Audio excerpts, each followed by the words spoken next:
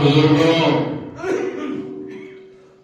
اور مسجد حاضرہ کے باعثور نمازیوں، ارباب مدانش اور معزز بزرگان اعظام، دنیا کے اندر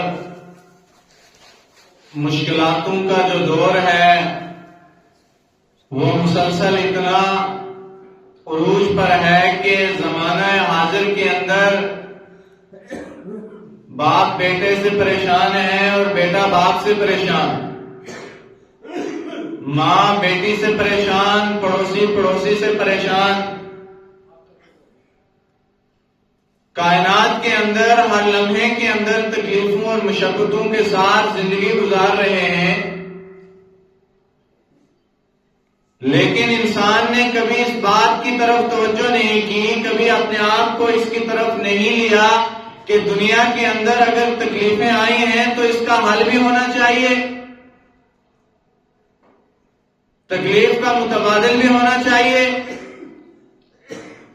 اگر بیماری کا متبادل علاج ہے،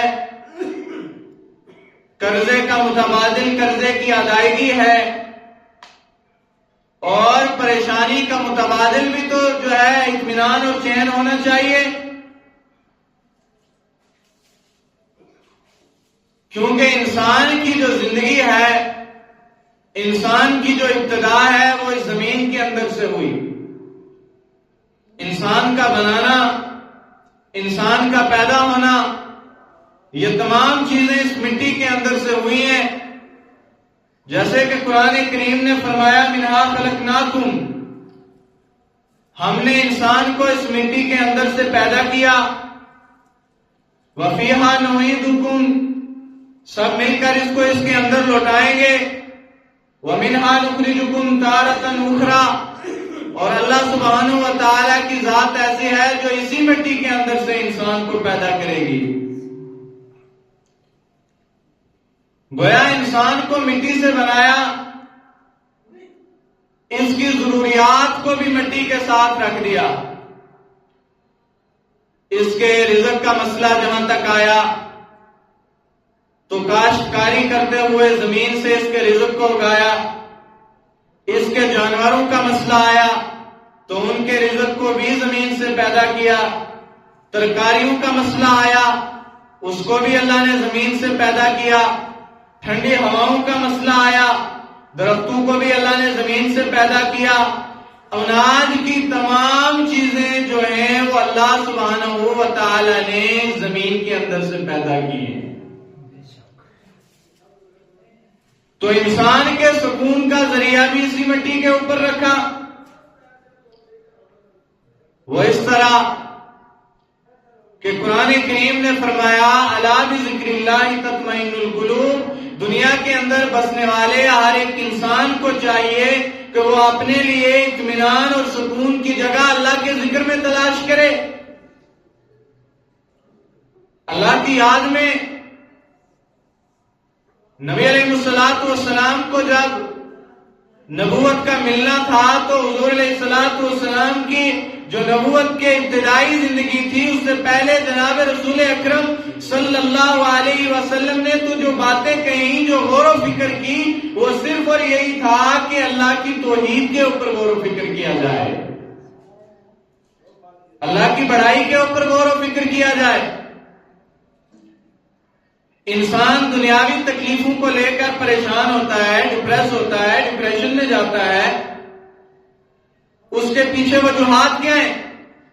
اولاد کی پریشانیاں، بیوی کی پریشانیاں، مال و متاع کی پریشانیاں، گاڑی کی پریشانیاں، گھر کی پریشانیاں، پیسے کی پریشانیاں۔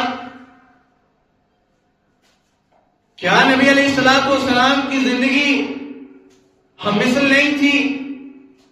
کیا حضور علیہ السلام کو اولاد نہیں تھی؟ کیا حضور علیہ السلام کو بیوی بچے نہیں تھے؟ کیا نبی علیہ السلام کی زندگی روزمرہ کی نہیں تھی؟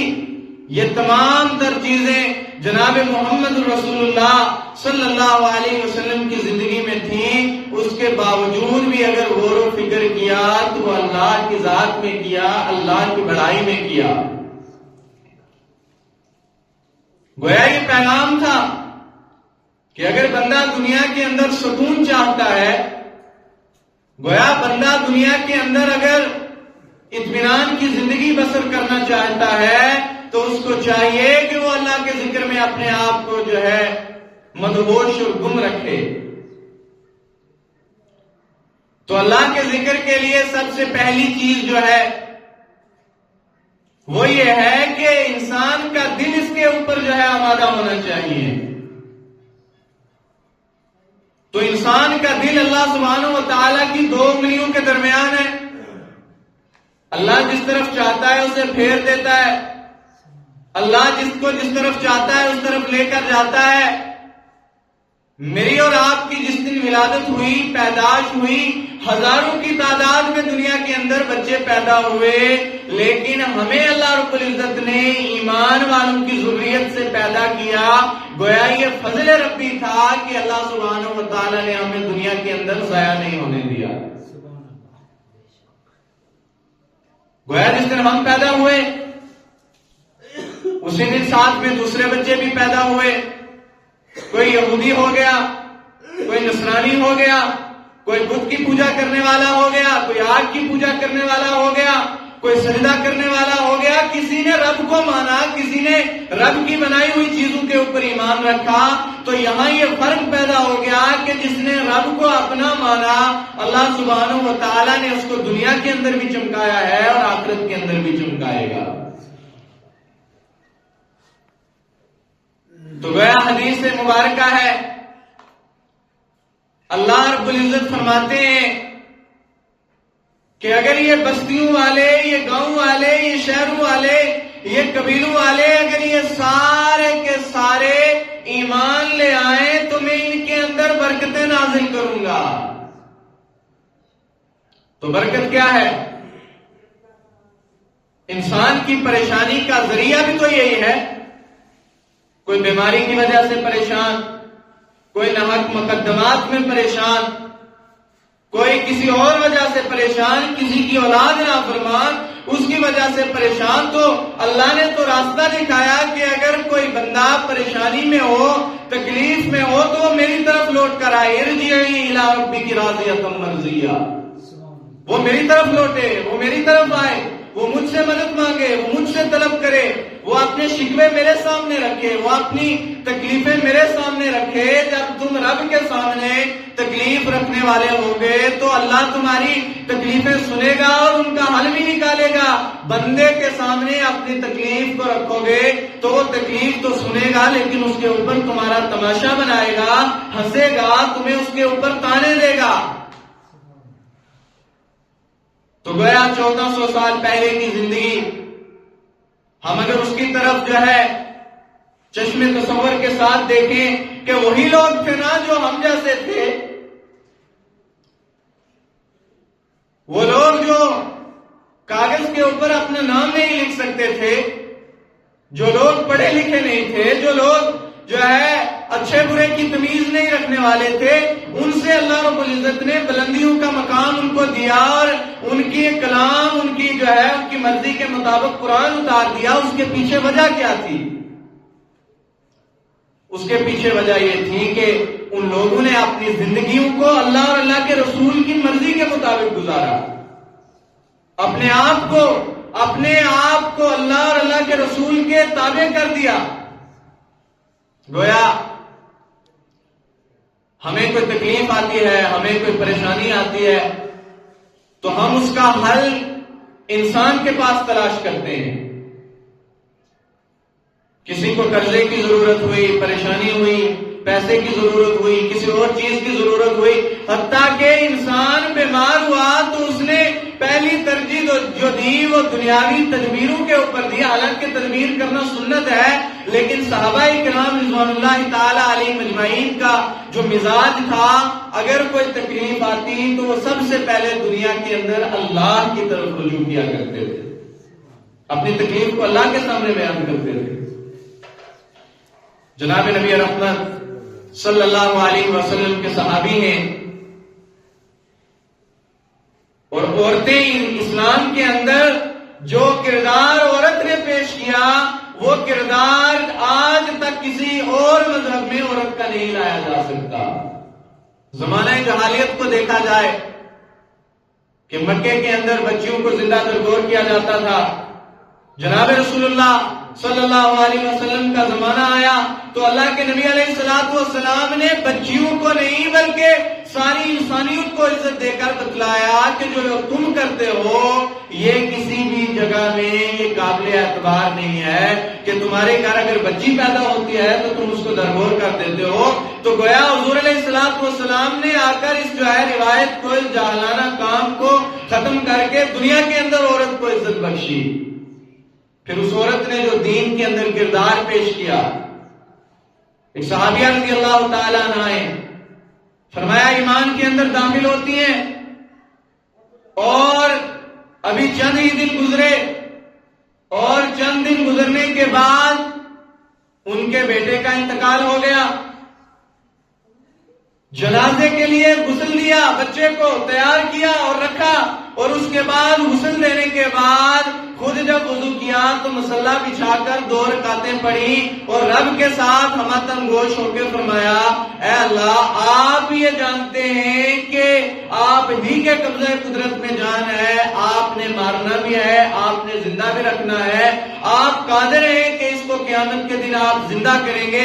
میں آپ سے یہ بات کرتی ہوں، آپ سے یہ طلب کرتی ہوں، آپ سے یہ مانگتی ہوں کہ اگر آپ اس بچے کو قیامت کے دن زندہ کرنے پر قادر ہیں تو آج آپ اس کو زندہ کر کے دوبارہ سانس واپس لوٹا دیں۔ میں اس لیے اس کی زندگی کی طلبگار نہیں ہوں کہ میرا کوئی سرمایہ نہیں ہے، میں اس لیے اس کی زندگی کی طلبگار ہوں کہ ایمان پر میں جب آئی تو میرا بچہ بالکل درست تھا، جب داخل ایمان ہوئی تو یہ بچہ انتقال کر گیا۔ یہ میرے مذہب والے اسلام کے اوپر انگلی اٹھائیں گے اور کہیں گے کہ یہ عورت جو ایمان میں داخل ہوئی اس کا بچہ اس وجہ سے مر گیا۔ میں نہیں چاہتی کہ آپ کے دین کے اوپر اور آپ کے نبی کے کردار کے اوپر کوئی انگلی اٹھائے۔ روایات میں ہے ابھی اس عورت نے دعا والے ہاتھ اپنے چہرے پر نہیں پھیرے تھے کہ اس کا بچہ زندہ تھا۔ یہ چیزیں تھیں، یہ ایمان تھا، یہ یقین تھا کہ تکلیف میں راحت دینے والا کون ہے؟ صرف حضرت اللہ جل مجدہ۔ مدد کون کرنے والا ہے؟ صرف اللہ کرنے والا ہے۔ صحابہ کا قافلہ گزرا اور راستے میں اس قافلے والوں کا گدھا یا اونٹ یا گھوڑا مر گیا، سواری کے لیے پیسے نہیں ہیں۔ ہم یہ بات اس لیے آپ کے سامنے رکھتے ہیں کہ جہاں انسان دنیاوی چیزوں میں مشکلات کا حل ڈھونڈتا ہے، پریشانی کا حل ڈھونڈتا ہے، وہاں تو یہ آسانی کی بات ہے کہ جس رب نے پیدا کیا وہی تکلیفیں دینے والا ہے، وہی راحتیں دینے والا ہے، تو پھر بھلا انسان دوسرے کے پاس کیوں جائے؟ اپنے شکوے کسی دوسرے کے سامنے کیوں کرے؟ پہلے تو اپنے رب کے سامنے جائے۔ تو فرمایا نیت باندھی، اللہ کے سامنے کہا یا اللہ تیرے دین کے لیے سفر کر رہا ہوں، سواری کے لیے اتنی رقم موجود نہیں ہے کہ اور خرید کے رکھوں، آپ میری سواری کو دوبارہ زندہ کر دیں۔ صحابہ فرماتے ہیں ہماری موجودگی میں اللہ رب العزت نے اس کو دوبارہ زندہ کیا۔ تو یہ ایمان تھا صحابہ کا۔ یہ مشکلات میں کسی دوسرے کی طرف نہیں گئے، کسی کو یہ نہیں کہا اپنا گھوڑا دے دے، سفر مکمل ہوگا تجھے دے دوں گا، قرضہ دے تو میں یہ قرضہ لے کے جو ہے تجھے واپس کر دوں گا۔ تو اللہ نے کیا فرمایا؟ اگر یہ بستیوں والے ایمان لاتے تو ہم ان کی تمام چیزوں میں برکت ڈالتے۔ تو ایمان بھی کیسا؟ ایمان وہ کہ اگر حضرت علی کرم اللہ وجہ نے فرمایا ہمارے دائیں ہاتھ پر کوئی جنت اور بائیں پر جہنم رکھ دے تو ایک رائی کے دانے کے برابر ہمارے ایمان میں فرق نہیں پڑتا، پھر یہ ایمان ہونا چاہیے۔ تو گویا اللہ رب العزت نے فرمایا جب بندہ اللہ کی طرف آتا ہے، ارجعی الی رب کی طرف آتا ہے، تو حدیث مبارکہ ہے فجر میں درس حدیث میں ہم نے یہ حدیث بھی پڑھی کہ اللہ رب العزت نے فرمایا اگر کوئی بندہ میری طرف ایک بالش چلتا ہے تو میں اس کی طرف 2 بالش لاتا ہوں. اگر میرا بندہ میری طرف 1 قدم چلتا ہے تو میں اس کی طرف 2 قدم بڑھاتا ہوں. اگر میرا بندہ میری طرف چل کر آتا ہے تو میں اپنے بندے کی طرف دوڑ کر آتا ہوں. اگر میرا بندہ میرا ذکر دنیا والوں کی محفل و مجلس میں کرتا ہے تو میں دنیا سے بہترین محفل کے اندر فرشتوں کی مجلس میں اس کا ذکر کرتا ہوں. جہاں اللہ کی محفلوں میں جس کا ذکر ہو تو اس کے لیے کامیابی پھر دائمی ہے. جناب نبی رحمت صلی اللہ علیہ وسلم نے فرمایا اللہ کی یاد میں رہنے والے کی مثال زندہ کی ہے جو دل اللہ کی یاد میں رہتا ہے. الا بذکر اللہ تطمئن القلوب. جو دل اللہ کی یاد میں رہتا ہے, جو دل اللہ کی یاد میں دھڑکتا ہے, جو دل اللہ کی یاد میں رہتا ہے, جس دل میں اللہ بستا ہے وہ دل زندہ ہے. اور جس دل میں اللہ کی یاد نہیں ہے گویا وہ دل مردہ ہے, وہ مردہ کی مثال ہے, وہ کچھ بھی نہیں کر سکتا. آپ نے دیکھا ہوگا کہ دنیا کے اندر کچھ لوگ ایسے ہیں کہ ان کو اگر نماز کی کہا جائے تو ان کو یہ بڑی بھاری لگتی ہے, بڑی تکلیف دہ لگتی ہے, نہیں پڑھی جاتی. اس کے پیچھے کیا وجہ ہے؟ اس کے پیچھے یہ وجہ ہے کہ انسان کا دل مر گیا ہوتا ہے. قرآن کریم نے فرمایا کلا بل ران علی قلوبہم ما کانوا یکسبون. ایک جماعت ایسی ہے, بعض لوگ ایسے ہیں کہ اللہ نے ان کے دلوں کے اوپر زنگ چڑھا دیا ہے. اور وہ زنگ کیسے چڑھتا ہے کہ بندہ اللہ سے کٹ جاتا ہے, گناہ کرتا ہے, اس کے دل کے اوپر ایک جو ہے کالا نقطہ پڑتا ہے, پھر دوسرا جو ہے گناہ کرتا ہے, پھر وہ دوسرا اس کے اوپر جو ہے نقطہ پڑتا ہے. گویا ایک وقت آتا ہے کہ سارے کا سارا دل کالا ہو جاتا ہے اور اس کے اوپر اللہ گلاف چڑھا دیتا ہے. اب اس کو حلال اور حرام کی تمیز نہیں رہتی, توبہ کی توفیق نہیں ہوتی. وہ اللہ کے سامنے جھک نہیں سکتا, وہ چاہتا ہے کہ اللہ کے سامنے جھکا جائے. انسان کی زندگی کے اندر بعض گناہ ایسے ہوتے ہیں کہ بظاہر اس کو دکھتے نہیں ہیں, لیکن وہ اس طرح کے ہوتے ہیں کہ اللہ رب العزت اپنے سامنے جھکنے کی توفیق کو چھین لیتا ہے. پھر اللہ اپنے سامنے جھکنے نہیں دیتا, اللہ اپنے گھر کے اندر آنے نہیں دیتا. آپ دنیا کا ضابطہ دیکھیں کہ دنیا کے اندر اگر انسان اپنے گھر کے بیچ اپنی مرضی کے خلاف کسی بندے کو نہیں آنے دیتا تو اللہ اپنے گھر میں اپنی مرضی کے خلاف کسی آدمی کو قدم بھی نہیں رکھنے دیتا.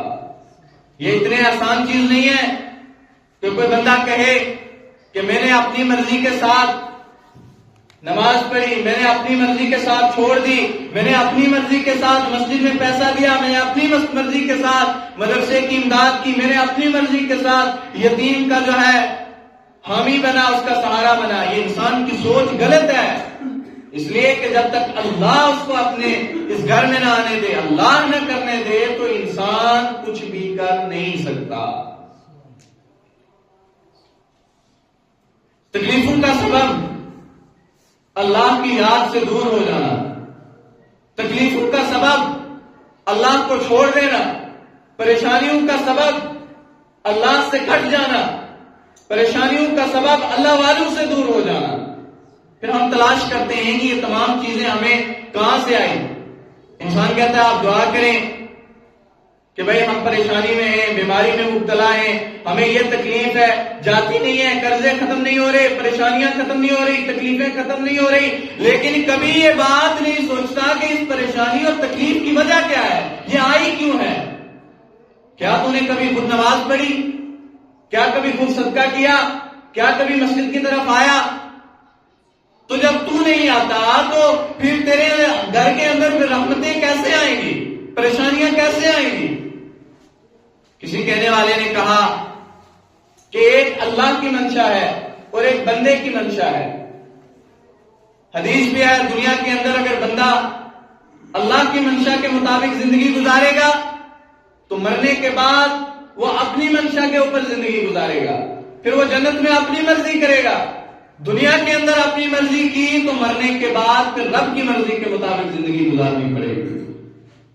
پھر وہ بڑا مشکل وقت ہے, بڑا مشکل دور ہے. تو کہنے والے نے کہا اے میرے بندے, ایک تیری چاہت ہے, ایک میری چاہت ہے, ایک رب کی چاہت ہے. رب کی کیا چاہت ہے؟ رب کی چاہت یہ ہے کہ بندہ دنیا سے کٹ کر اللہ کی طرف آ جائے, دنیا کو چھوڑ کر رب کی طرف آ جائے.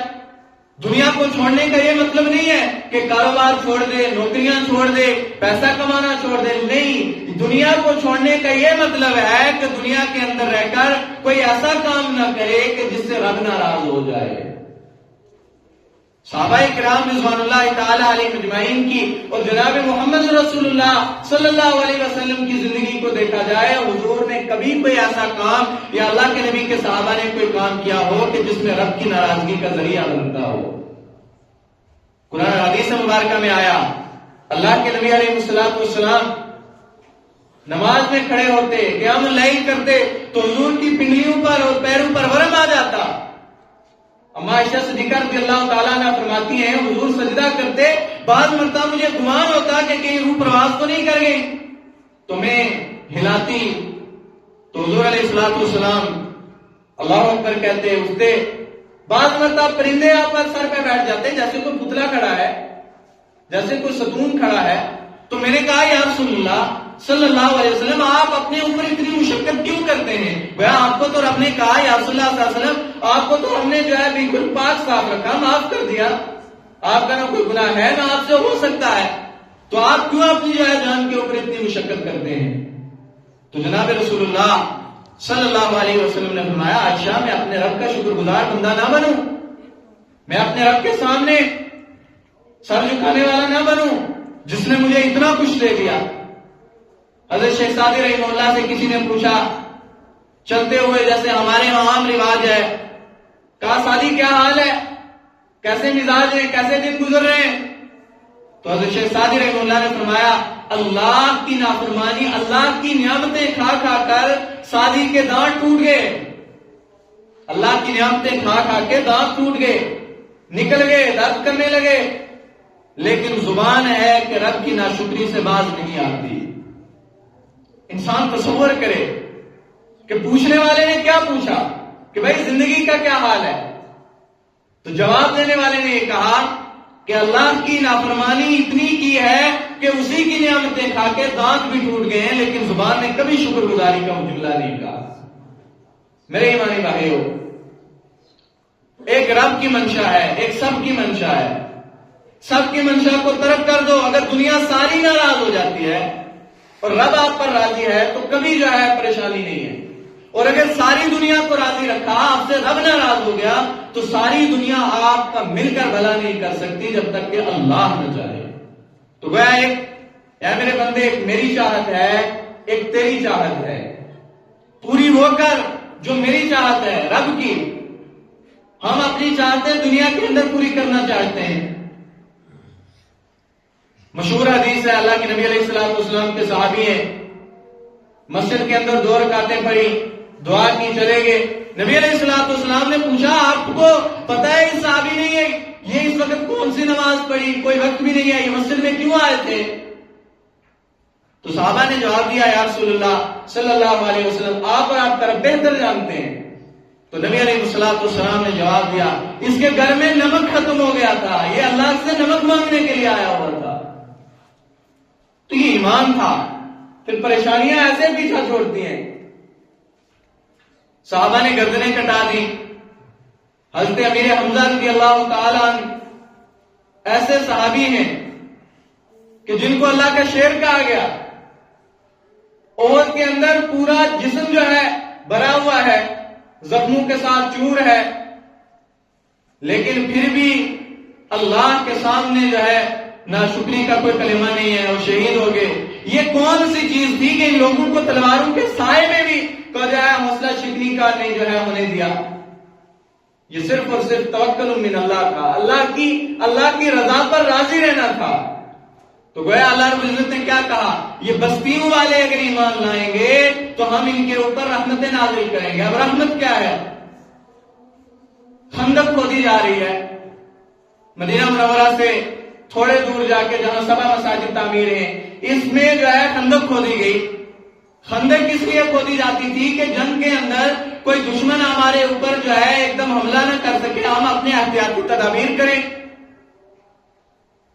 صحابہ اکرام رضوان اللہ تعالی علیہم اجمعین کئی دنوں سے بھوکے ہیں، پیاسے ہیں۔